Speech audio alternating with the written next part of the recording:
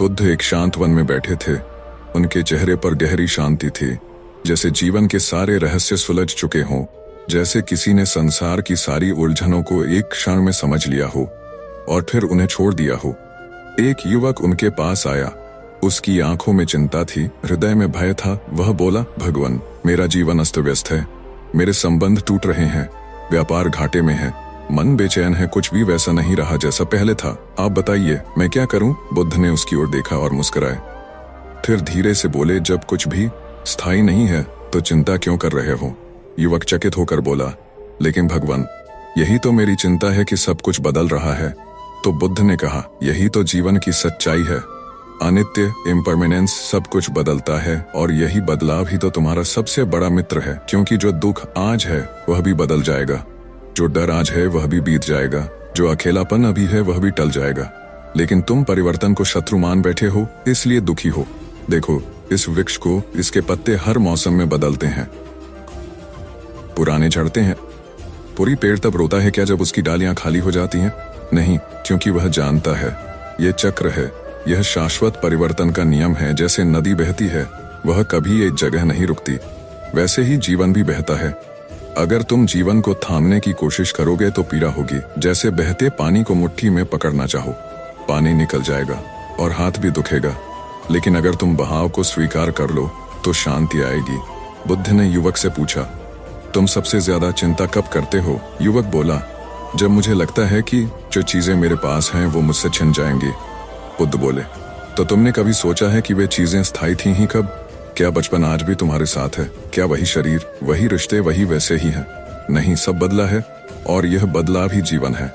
लेकिन हम मोह में बंधे रहते हैं। हमें लगता है ये मेरा है, लेकिन इस मेरा शब्द ने ही तुम्हें चिंता में डाला है। बुद्ध बोले, जब तुम कहते हो मेरा घर, मेरा परिवार, मेरा पैसा, मेरा शरीर, तब तुम भूल जाते हो कि ये सब परिवर्तनशील है और किसी भी क्षण छिन सकता है। और जब वो छिनता है तब तुम रोते हो। लेकिन अगर पहले ही जान लो कि यह स्थायी नहीं है तो शांति आ जाती है। बुद्ध ने कहा, शांति तब नहीं आती जब कुछ बदलता नहीं, बल्कि शांति तब आती है जब तुम बदलाव को स्वीकार कर लेते हो। क्योंकि जो व्यक्ति परिवर्तन को गले लगाता है वह कभी चिंता में नहीं डूबता। युवक ने पूछा, लेकिन भगवान, हम अपने प्रियजनों को खोने से कैसे न डरें?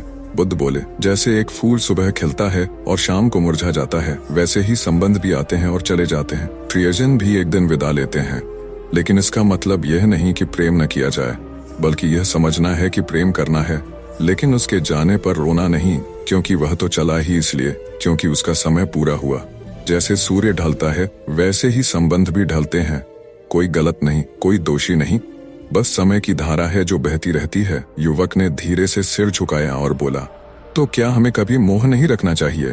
बुद्ध बोले, मोह और प्रेम में फर्क है। प्रेम देता है, मोह पकड़ता है। प्रेम स्वतंत्र करता है, मोह बांधता है। प्रेम बदलाव को सहजता से स्वीकार करता है, मोह उससे लड़ता है। तुम प्रेम करो लेकिन पकड़ो मत, क्योंकि जो भी पकड़ा जाएगा वह एक दिन छूटेगा और पीड़ा देगा। फिर बुद्ध ने शांत स्वर में कहा, चिंता तब होती है जब तुम भविष्य के परिणाम को अपने नियंत्रण में मानते हो। लेकिन क्या तुम कभी बादल को रोक सकते हो? क्या तुम समय को रोक सकते हो? नहीं, तो फिर चिंता क्यों? बुद्ध ने कहा, चिंता करने से कुछ नहीं बदलता, लेकिन वर्तमान की शांति छिन जाती है और यही सबसे बड़ी क्षति है। क्योंकि वर्तमान ही जीवन है, बीता हुआ स्मृति है, आने वाला कल्पना है। लेकिन यह क्षण, यही सत्य है और यही सबसे अमूल्य है। अगर तुम इस क्षण को जी लो बिना चिंता के, बिना भय के, तो तुम मुक्त हो। युवक ने कहा, भगवान, क्या यह इतना सरल है? बुद्ध बोले, सरल है, लेकिन मन जटिल है। मन भविष्य के ख्यालों में उलझता है, लेकिन ध्यान तुम्हें वर्तमान में लाता है। जैसे सांस लेना, वह कभी भविष्य की नहीं होती, वह इसी क्षण की होती है। जब तुम अपनी सांस पर ध्यान देते हो तो चिंता मिटने लगती है, और जैसे जैसे तुम इस अभ्यास में गहराते हो वैसे वैसे तुम समझने लगते हो कि चिंता एक भ्रम है जो तुम्हारे मन ने रचा है। वह कोई वस्तु नहीं, कोई सत्य नहीं, बस एक आदत है जो बार बार सोचती है, बार बार डरती है और बार बार खुद को थका देती है। लेकिन जिस दिन तुम इसे पहचान लोगे उस दिन से यह तुम्हारा पीछा छोड़ देगी।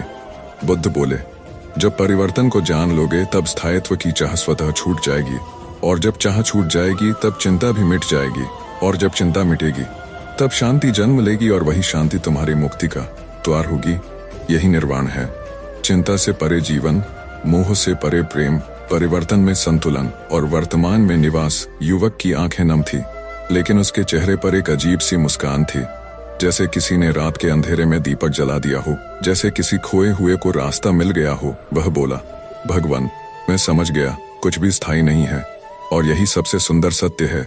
अब मैं चिंता नहीं करूंगा, अब मैं जीवन को स्वीकार करूंगा जैसे वह है, क्षणिक बहता हुआ, लेकिन हर क्षण में पूर्ण। बुद्ध मुस्कुराए, क्योंकि यही पहला कदम था जागृति की ओर। चिंता का मूल है भ्रम, सत्य है अनित्यता। बुद्ध ने कहा था, संसार की सबसे बड़ी भूल यही है कि हम इसे स्थायी मान लेते हैं, और इस भ्रम में ही हमारी सारी पीड़ा जन्म लेती है। कोई रिश्ता टूटे तो हम टूट जाते हैं, कोई वस्तु छूटे तो हम चीख उठते हैं, कोई प्रियजन दूर चला जाए तो हमारी रातें काली हो जाती हैं। लेकिन हम ये भूल जाते हैं कि ये सब पहले से ही बदलने के लिए बना था। जो जन्मा है वह मरेगा, जो जुड़ा है वह बिछड़ेगा, जो बना है वह बिगड़ेगा, और जो उगा है वह मुरझाएगा। यह कोई शाप नहीं है, यह प्रकृति का नियम है, यह ब्रह्मांड का सत्य है। लेकिन हम इस नियम को स्वीकार नहीं कर पाते, क्योंकि हमारा मन चाहता है पकड़ना, रोकना, जमाना, बांधना। लेकिन जीवन रेत की तरह है, जितना तुम उसे मुट्ठी में पकड़ते हो वह उतना ही तेजी से फिसलता है। और तब मन कहता है, चिंता करो, संभालो, डराओ। लेकिन बुद्ध ने यही तो कहा था कि चिंता तुम्हें नहीं बचाती, बल्कि वह तुम्हें डुबोती है।